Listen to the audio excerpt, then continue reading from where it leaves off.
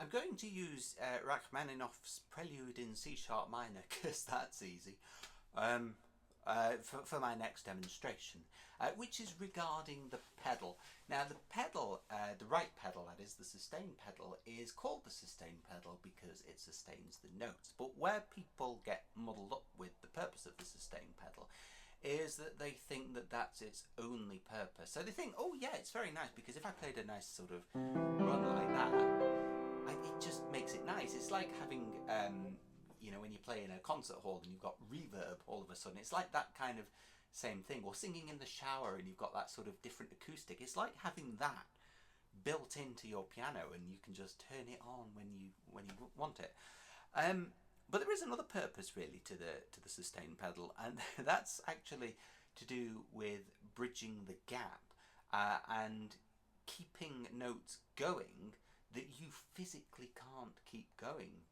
So if you look at Rachmaninoff's Prelude, now even Rachmaninoff with his famously large hands wouldn't have been able to pull this one off with just his hands alone. Basically what you're looking to do is to hold on that semibreve, and then that obviously ties to that minim in the next bar. Now that minim is to be played or sounded below those quavers. Now those minims are there and those quavers are up here. How on earth are you going to do that? Well, it's the pedal. It's literally the pedal. So what you can do is, now if I just did this in a very black and white way, this is what you're going to hear, okay? You're going to hear...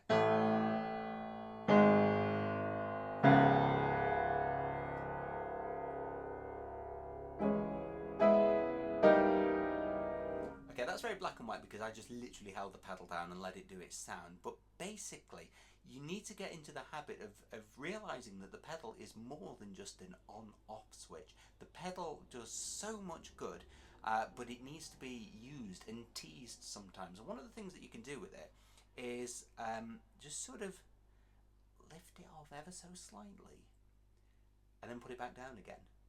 And you can do that whilst you're doing these, you see,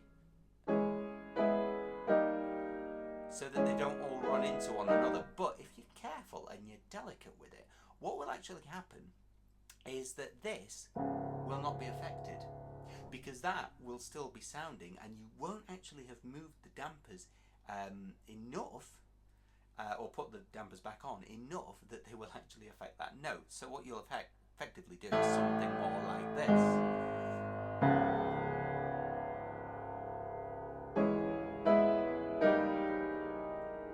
Which is much cleaner. So that's the thing you need to know about the sustain pedal really. It's got more purpose than just holding the notes on for the sake of holding the notes on because it sounds pretty. It's actually really a strong tool to use for keeping notes going. So one of the things that particularly beginner piano pupils find is they look at it and they go, well, how can I possibly be playing all these notes at the same time? You don't.